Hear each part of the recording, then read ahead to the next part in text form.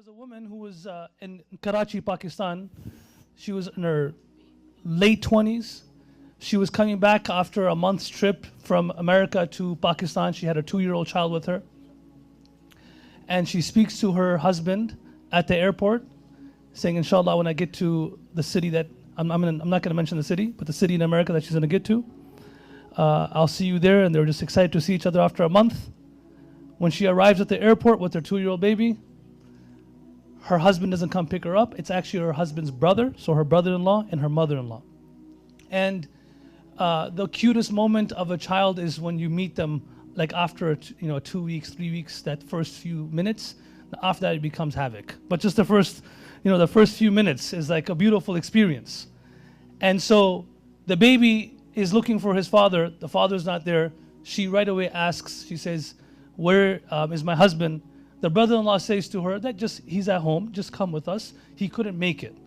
So she sits in the car and makes her way to the house.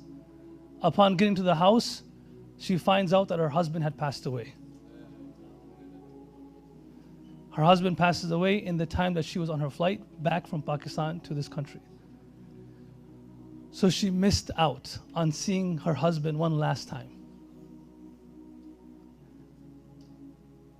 There were a group of people that came from Yemen at the time of the Prophet ﷺ. In those days, it wasn't as quick as it is today. I decided to come from Michigan to Chicago, jumped in the car, 4 hours later I was here. There was preparation. They had to get everyone together. And there was an honor of accepting Islam in the hand of the Prophet ﷺ. So these people were getting together. They got together. And then they're traveling towards Medina. A poet, he says, لو جئتكم قاصدا أسعى على بصري ما أديت حقا وأي الحق أديت. He says, "O Prophet of Allah sallallahu alaihi wasallam," talk about Medina, that if I were to walk on my eyes, not on my feet, if I were to لو جئتكم قاصدا أسعى على بصري, if I were to walk on my eyes to get to your city, ما أديت حقا, I have not fulfilled any right. وَأَيُّ الْحَقِّ أَدَّيْتُ. How can an insufficient, imperfect person like me fulfill any right of the Prophet ﷺ? وَأَبْرَحُ مَا يَكُونُ الشَّوْقُ يَوْمًا إِذَا دَنَتِ الْخِيَامُ إِلَى الْخِيَامِ. Now these people are getting closer and closer to the city of the Prophet ﷺ. And as they start seeing the landmarks, it says that, وَأَبْرَحُ مَا يَكُونُ الشَّوْقُ يَوْمًا إِذَا دَنَتِ الْخِيَامُ إِلَى الْخِيَامِ. The enthusiasm and the excitement, it gets ignited as the landmarks get closer to you. You start seeing Mount Uhud from far away. It even happens to us who our iman is weak. Imagine those people. So they're seeing this. وَلَمَّا رَأَيْنَا رَسْمَ مَنْ لَمْ يَدَّعَ لَنَا فُؤَادًا لِعِرْفَانِ الرَّسُومِ وَلَا لُبَّ نَزَلْنَا عَلَى الْأَكْوَارِ نَمْشِي كَرَامَةً لِمَنْ بَانَ أَنْ نُنِمَّ بِهِ رَكْبَةً. He says, وَلَمَّا رَأَيْنَا رَسْمَ مَنْ لَمْ يَدَعَ لَنَا. The moment our eyes fell upon the landmarks, the rasm, the things that reminded us of the Prophet ﷺ, this well, or the green dome, or Mount Uhud, he stood here, or he drank from here, these rusum. He said the moment our eyes fell on the rusum of our beloved. Brothers and sisters, wallahi, you won't understand this until you start seeing the rusum of your brother who passed away. When you start seeing the clothes that he wore once, the car that he sat in once, sometimes even the food that he liked, sometimes even the things that were of enjoyment that you used to enjoy together, jet skiing, but the next time you go it's emotional. Right? Because that reminds you of your beloved. وَلَمَّا رَأَيْنَا رَسْمَ مَنْ لَمْ يَدَعْ لَنَا فُؤَادًا لِعِرْفَانِ الرَّسُولِ وَلَا لُبَّ. He says, wallahi, forget seeing our beloved, our heart could not even withstand seeing the rusum of our beloved. We did not even have the heart to comprehend seeing the rusum, the athar, the traces of our beloved. But all we could do, نَزَلْنَا عَلَى الْأَكْوَارِ نَمْشِي كَرَامَةً. We got off of our camels and our horses just because we're like, we're close to the city of our beloved. Sallallahu Alaihi Wasallam. لِمَنْ بَانَ عَنْ نُلِمَّ بِهِ رَكْبَةً. It's like, what would the world think of us? That we rode on our camels to the footstep of the Prophet ﷺ? We walked to the Prophet ﷺ.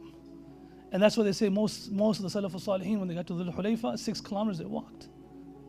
Right? That's what one of the poet, he says, जैसे ही सब्ज़ गुंबद नजर आएगा, बंदगी का करीना बदल जाएगा, sir झुकाने की फुर्सत मिलेगी किसे, खुद ही पलकों से सजदे टपक जाएंगे. He's saying a person, the moment you get closer to the green dome, and the moment you see the green dome, you should fall in sajda and shukr to Allah subhanahu wa ta'ala. Oh Allah, I don't deserve to be here. And so I'm grateful to you. But you're so fixated on the green dome that you're telling Allah, oh Allah, I'm not falling in sajda, but my tears are falling in sajda. That's what this poet is saying, who was blind. His name was Professor Iqbal Adim. He's blind. He couldn't even see the green dome, but he's saying this. These people then finally enter into the masjid of the Prophet ﷺ. When they enter there, they see Abu Bakr al-Anhu sitting on the member. The Prophet had passed away. You know that lady who came from Pakistan, got home, and her husband had passed away? These people made this long journey to the city of the Prophet ﷺ. And the moment they got there, they realized they missed him. Habibi, you know how you ever see someone who misses a flight? Missed a flight overseas, missed a flight to Umrah. They missed the Prophet ﷺ. Habibi, to the brothers who are sitting here. Oh, I'm from Detroit, I have my own way of talking. Uwais al-Qarni radiyallahu anhu. Wallah, I searched for this for so long. I wanted to find out that finally when he came to Medina, what was his reaction? Because he couldn't come. It comes in the books of history that when he finally arrived in Medina, he used to write letters to the Prophet ﷺ, but he missed him. And when he finally arrived in Medina, wallah, he fainted every few steps. He fainted, he was fainting. He said, I can't stay here. Bilal couldn't stay there for 20 years. He just left. They say the first few days after the Prophet's janazah, a man came from Sham who was a Christian. He walked into the masjid of the Prophet ﷺ and he said, Assalamu alayka ya Rasulullah. The Prophet had passed away, but assuming Abu Bakr was a Prophet of Allah, he said, Assalamu alayka ya Rasulullah. The Sahaba wept because they never heard Ya Rasulullah, the sentence in days. They started weeping. Brothers and sisters, these people missed out on the Prophet ﷺ. We missed out on him by 1400 years. We missed that train. But you know what's interesting? That mother, after a few days, her mother-in-law tells her, Beti, come here. My son wrote you a letter. My son wrote you a letter. Here's a letter. How do you think she's going to read that letter? How do you think she read that letter? She got that letter. It was a letter from her beloved that she missed out on. So she goes into that room in a private moment, opens that letter, the envelope. We get letters from people we love, who we can't meet all the time. When we get their letters, it's totally different. Right? Every word means something. How Sheikh Mikhail was speaking about earlier.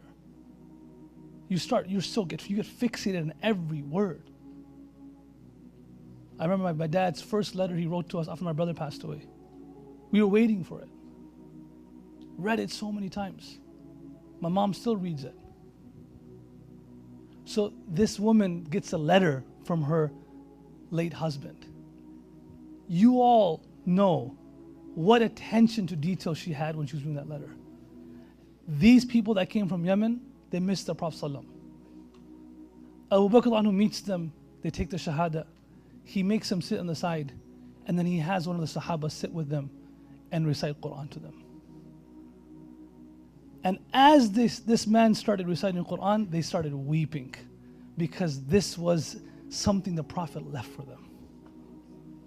إِنَّا سَنُلْقِي عَلَيْكَ قَوْلًا ثَقِيلًا لَا تُحَرِّكْ بِهِ لِسَانَكَ تَعْجَلَ إِنَّ عَلَيْنَا جَمْعَهُ وَقُرْآنَهُ فَإِذَا قَرَأْنَاهُ فَاتَّبِعْ قُرْآنَهُ ثُمَّ عَلَيْنَا بَيَانَهُ. The Prophet ﷺ was the means for the Quran to reach the Ummah. He was the messenger.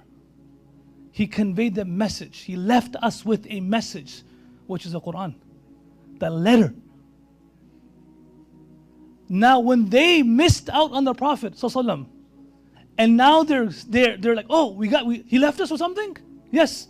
Alhamdulillahi Rabbil Alameen. Boom, they started crying. Abu Bakr once says, هَكَذَا كُنَّا ثُمَّ قَسَتَ الْقُلُوبِ. He says, we were just like this, but our hearts became hard.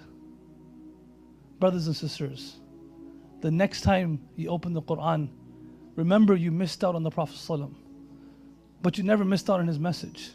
Read the Quran like a person would read the will of a loved one. How would you read if you don't even have the heart and the decency to take out time to read a will from your mother who passed away, from your father who passed away? The most enjoyable thing for us brothers to do is read my youngest brother's last messages. It's pinned on our phone. It means something completely different. That's like the last thing we can get from him, is the words that he left for us, the voice notes that he left for us. Next time you open the Quran, remind yourself, it was not from Allah's wisdom that we weren't born at the Prophet's time, but he left us with this message. So look at this Quran like a person would look at the will of a loved one who left this world. Assalamu alaikum wa rahmatullahi wa barakatuh.